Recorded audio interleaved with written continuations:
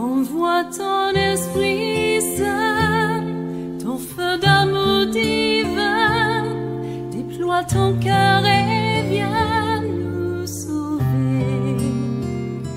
Délivre-nous de nous, délivre-nous de tout, ce qui refuse en nous de t'aimer.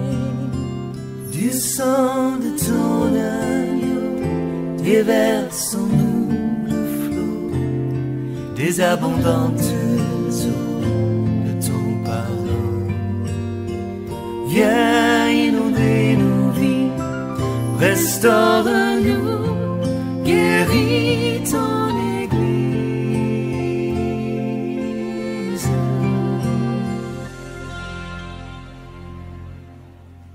Il y a des choses que tu obtiens en chef. Maintenant, il y a d'autres choses qui sont des choses dangereuses, des choses pour les grands, des choses puissantes, des choses pour les héros. Ça, on frappe avant d'avoir. Je dis, j'ai mis le peuple de Dieu devant la porte du Canaan pour qu'il puisse frapper les géants, les 7 nations plus grands, plus forts, que afin d'obtenir. Ça, là, on ne demande pas. On ne tourne pas en rond. Tourner. Il y a tourner. Et puis également, il y a de tes yeux seulement. Garde le silence. De tes yeux seulement, tu verras la chose de l'échec. Ça là, c'est accompli. Mais maintenant, il y a d'autres choses où tu gardes pas le silence. Tu frappes afin de posséder, afin d'avoir. Ça appartient aux héros. Ceux qui ont la calme, ceux qui ont la force, ceux que Dieu donne, à qui Dieu donne son pouvoir, son autorité. Est-ce que donc l'Église doit-elle prier seulement, ou l'Église doit être attentive, sinon pas attentive, mais seulement l'attente? Regardez son rapport. Dieu dit qu'il y a des choses que lui, le ciel, donne lorsqu'on frappe. Là, les choses s'ouvrent. Dieu veut nous donner, mais il attend qu'on frappe afin qu'il nous donne. Dieu veut que nous possédions. Il attend derrière. Il attend seulement que nous frappions pour lui, qu'il puisse emmener l'autorité du ciel que nous possédons. Amen. Alléluia. L'Église face à la vie. Est-ce que l'Église doit regarder ça? Parce que Matthieu chapitre 13. Le champ de blé que Dieu plante. Le blé est livré. Dieu, avec ses serviteurs, plante. Les serviteurs vont dormir sur le bord. La nuit, Satan envoie lui aussi ses serviteurs pour planter ce que lui veut. Et ce que lui veut, il appelle ça livrer. Le matin, les serviteurs de Dieu se lèvent avec leurs mains, ils partent voir leur champ, ils constatent donc qu'il y a livré dedans. Et donc ils demandent au maître, mais Seigneur, donc qu'est-ce qui s'est passé? Pourquoi est-ce qu'il y a livré dans le champ que nous avons planté? N'est-ce pas que c'est le blé qu'ils ont planté? Le même ici. Mais je vais vous expliquer. En fait, lorsque vous dormiez, je vous ai dit donc, n'est-ce pas que je vous ai dit de prier et jeûner? N'est-ce pas que je vous ai donné? Mais vous avez l'intelligence, au moins, quelqu'un de toi parmi vous, pouvait monter la garde pendant qu'il se laisse détendre, d'autres vont aller se reposer, et ensuite, mais vous tous, vous avez commencé à dormir, n'est-ce pas? L'église est restée comme ça, et maintenant, regardez dans l'église, il y a n'importe quoi. Il y a des crabes, des serpents, il y a, n'est-ce pas, des vautours, il y a, n'est-ce pas, des cabris, des boucs, etc. Il y a des porcs dans l'église, il y a des chiens dans l'église. Alors Dieu dit, n'est-ce pas, ici je suis en Jean 10. Il dit que lorsqu'il y aura bergerie, lorsqu'il reviendra, s'il viendra donc, dehors, il appellera de la bergerie, il appellera de sa bergerie, il appellera, n'est-ce pas, ceux qu'il connaît par leur nom.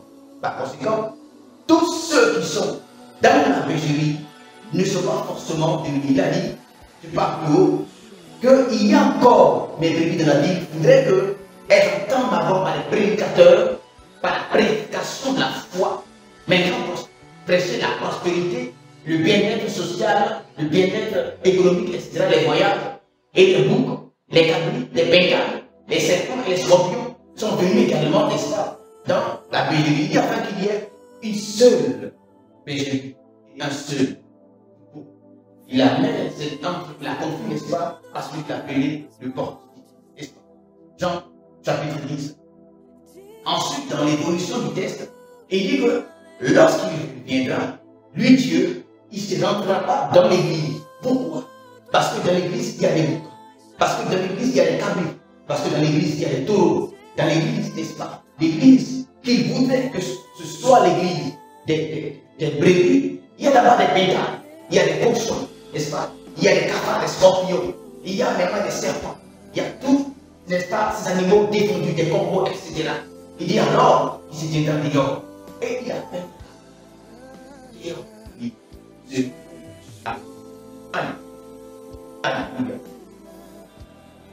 lorsque les serviteurs dormaient, les serviteurs du diable sont venus planter livrés. Les serviteurs de Dieu en dit donc, ils vont déterrer, ils vont, n'est-ce pas, enlever les livrés de Jésus-Christ. Car de peur d'arracher, d'enlever également le blé.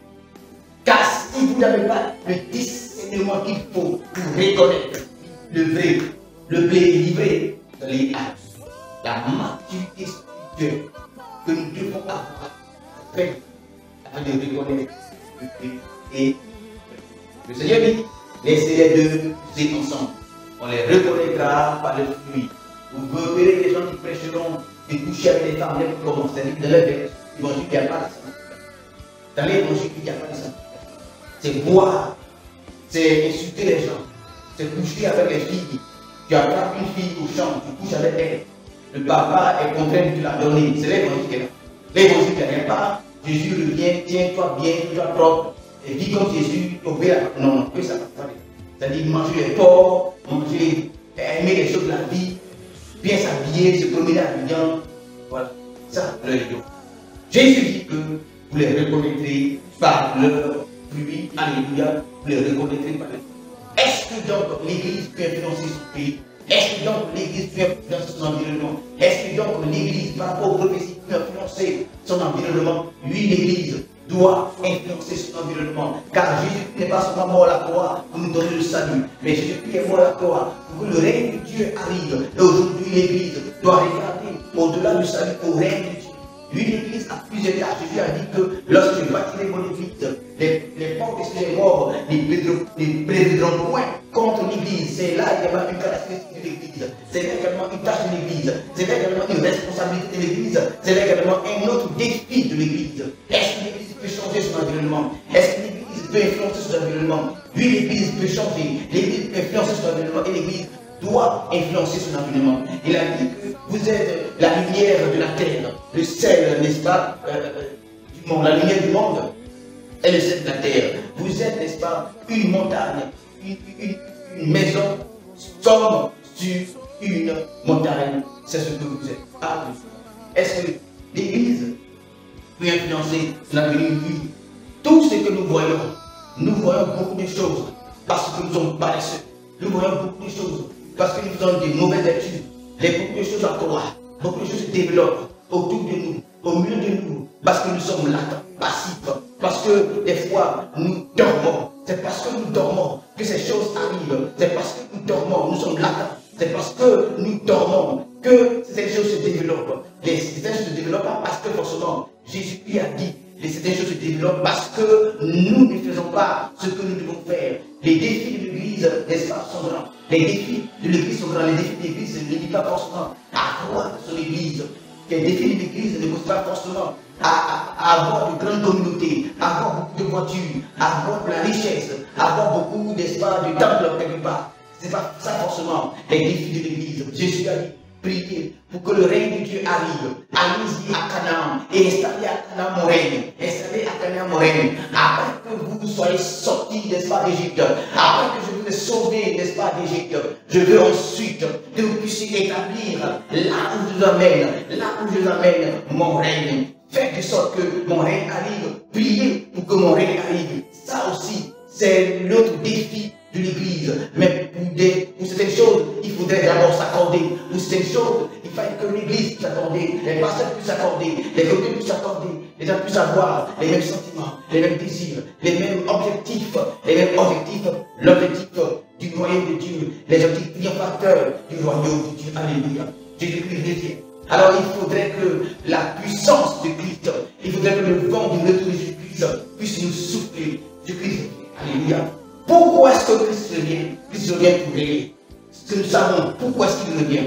Pourquoi est-ce que Jésus revient? Il revient pour régler. Alors nous devons inscrire dans la perspective du règne de Dieu. Nous devons inscrire dans la perspective du règne de Dieu.